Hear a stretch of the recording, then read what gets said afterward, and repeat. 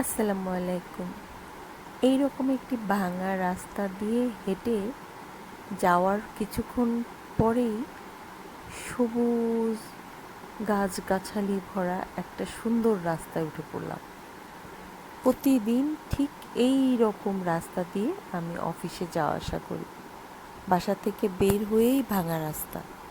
ভাঙা রাস্তাটা পার হতে একটু কষ্ট হয়, কিন্তু তারপরে যখনই আমি রিকশায় উঠি তখনই এরকম সুন্দর কাওলার সবুজ ঘেরা প্রকৃতির মধ্যখান দিয়ে রিকশায় করে আমি যখন রেলগেট পর্যন্ত যাই, এই যেই সময়টুকু আমি রেলগেট পর্যন্ত যেতে সময় লাগে, সেই সময়টুকু আমি এই সুন্দর প্রকৃতি দেখতে দেখতে যাই।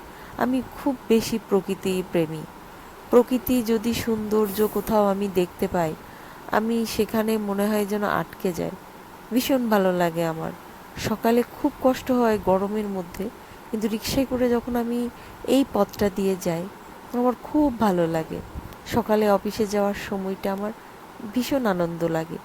এই রাস্তাটা দিয়ে যায়, খুব সুন্দর কাওলার এই মাঝখানের এই রাস্তাটা, নিরিবিলি শান্ত গুছানো একটা এরিয়া।